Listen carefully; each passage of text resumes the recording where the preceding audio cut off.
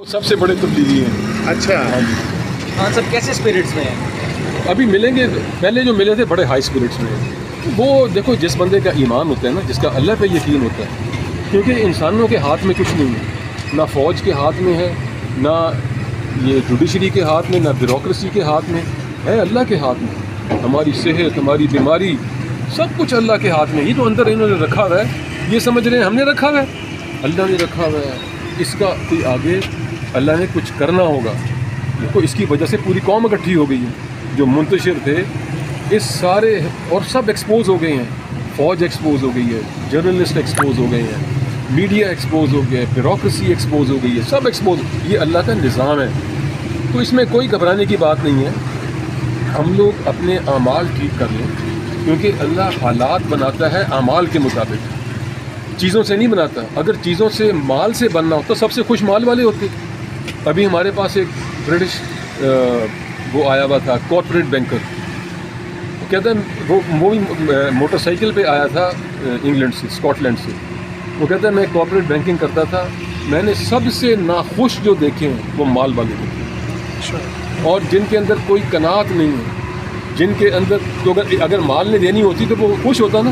تو جتنے یہ مال کما رہے ہیں اور لوگوں پہ ظلم کر رہے ہیں. میں نے پہلے بھی ایک دفعہ کہا تھا کہ مظلوم جن کو مارا پیٹا جا رہا ہے وہ مظلوم نہیں ہے, ان کو جو اللہ دے رہا ہے, جو ان کو آخر میں ملے گا. جو غریب آدمی ہے نا, قیامت والے دن اللہ جیسے انسان ایک دوسرے سے معافی مانگتا ہے, اللہ سبحانہ تعالیٰ اپولوجائز کریں گے کہ میں نے تجھے سزا کے طور پہ مفت نہیں, غریب نہیں رکھا تھا, میں نے تجھے نوازنا تھا. غربت کا کیا 60 سال, جو امیر آدمی ہے اس کے بھی 60 سال گزر گئے, غریب کے بھی گزر گئے نا. جو آج سے 500 سال پہلے غریب تھا وہ قبر میں ہے, جو آج سے 500 سال پہلے امیر تھا وہ بھی قبر میں ہے, جو آج سے 500 سال پہلے ظالم تھا وہ بھی قبر میں ہے, اور مظلوم بھی قبر میں. اب کیا ہو رہا ہوگا؟ اصل تو اب ہے, اصل تو ہمارا سارا ایفرٹ جو ہے وہ قبر سے پہلے تک کی زندگی پہ, اس کو بدلنا ہے. یہ تو تبلیغ شبلیغ کہتے ہیں نا, جو رائبن والے, یہ تبلیغ نہیں, اپنے آپ کو ٹھیک کرنا ہے کہ میری زندگی میں کیسے گزار رہا ہوں. میں قبر سے پہلے کر رہا ہوں یا قبر کے بعد کے لیے تیاری کر رہا ہوں. اور قبر سے پہلے کا تو ابھی 10 سیکنڈ بعد کا نہیں پتہ, ابھی مر سکتے ہیں, ابھی فالج ہو گیا ختم. یہ تو اللہ خود کہہ رہے ہیں وَمَا الْحَيَاةُ الدُّنْيَا إِلَّا مَتَاعُ الْغُرُورِ. دھوکے کی جگہ ہے. یہاں دیکھو نا, ایک سیکنڈ میں, ابھی ہم کل کسی کو ملنے گئے, بہت بڑا سائیکلسٹ تھا, وہ یہ مرگلا پہاڑی سے نیچے آ رہا تھا, 1 سیکنڈ میں اس کی دنیا اجڑ گئی. اتنا زبردست اسپورٹس مین کہ مری جاتا تھا وہ سائیکل پہ, آگے اوپر جاتا تھا سائیکل پہ, آگے گاڑی کے ساتھ ٹکر لگی, ایک گاڑی نے ایک دم ٹرن لے دیا, گاڑی کے ساتھ ٹکر لگی, 1 سیکنڈ میں گرے نیچے, اس کی 2 انگلیاں کٹ گئی, 3 جگہ سے پیلوس ٹوٹ گئی, 2 جگہ سے ٹانگ ٹوٹ گئی. اب ریکور کر گیا, لنگڑاتا ہے, اور ٹانگ اس کی 1 سینٹی میٹر چھوٹی ہو گئی ہے. تو یہ تو دھوکہ ہے کہ سارے جنرل, جج, بیوروکریٹ, پولیس, میڈیا قبر سے پہلے زندگی ٹھیک کرنے کی کوشش کر رہے ہیں, نہیں ہوگی. اچھا, ابھی آپ بتا رہے تھے ہمیں آف دا ریکارڈ کہ خان صاحب بھی تبلیغ کر چکے اپنی زندگی میں اور اب بھی کر رہے ہیں, آپ کہہ رہے ہیں. تو خان صاحب کا ایک واقعہ بھی آپ نے سنا ہے کہ انہوں نے ایک شخص کو مسلمان بھی کیا, وہ واقعہ ذرا بتانا پسند کریں گے؟ ضرور. پورے میڈیا پہ ہے, کرسٹینا بیکر ایسے کچھ نام تھا, مجھے یاد نہیں ہے. یہ MTV کی DJ تھی. اچھا, MTV کا پتہ نا؟ جی جی. MTV کی DJ تھی. خان صاحب نے اس کو مسلمان کیا تھا. وہ بتاتی ہے اپنے اس کے YouTube پہ, اس کا انٹرویو پڑھا ہے. پھر وہ جو تھا یار پرائم منسٹر انگلینڈ کا, ٹونی بلیئر, اس کی سالی جو ہے وہ مسلمان ہوئی ہے, ان سے انفلوئنس ہو کے. پھر ایوان رڈلی وہ خان صاحب کے پاس آتی رہی ہے. خیر وہ تو طالبان کی وجہ سے مسلمان ہوئی تھی, جو طالبان نے اس کے ساتھ اتنی اچھی ٹریٹمنٹ کی تھی, اس کی طرف دیکھتے نہیں تھے. جب بھی آتے تھے طالبان اس کے پاس تو اپنی بیوی کے ساتھ آتے تھے, اکیلے کبھی نہیں آتے تھے. وہ اس پورے کو دیکھ کے امپریس ہوئی, واپس انگلینڈ گئی, مسلمان ہوئی.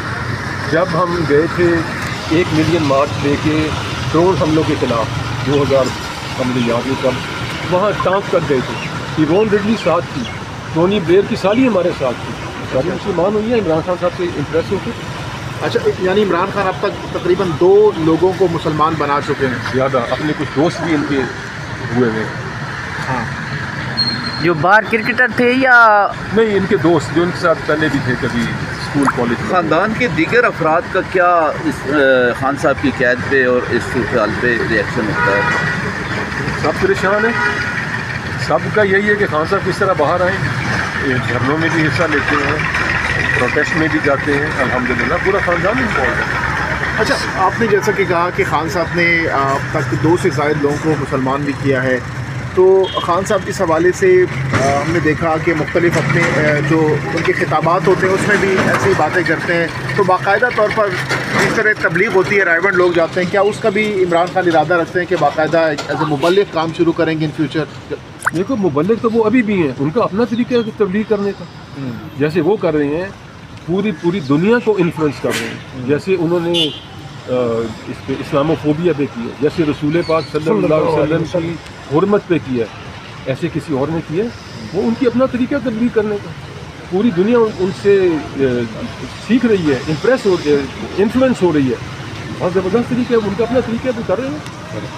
सर ये भी बताइएगा कि खान साहब क्योंकि 3-3.5 साल जो है वो प्राइम मिनिस्टर भी रहे हैं, आपका जो ताल्लुक़ था उनके साथ घर का था, खान साहब में आपने कौन सी ऐसी क्वालिटीज़ देखी थी उस टाइम के जो आपने देखी हो कि खान साहब ने कुछ बात की हो लोगों की आपके साथ, अपनी रियाया की बात की हो या कोई ऐसी बात की हो जिस पे खान साहब परेशान होते हो और आप उनसे मशवरा करते हो? और साथ में ये भी ऐड कीजिए खान साहब की ज़िंदगी बदली कैसे, क्योंकि खान साहब का पहले एक लाइफस्टाइल जिस तरीके से था, तो ये अचानक से उनकी ज़िंदगी में इतना बड़ा बदलाव कैसे आया आपके ख्याल में?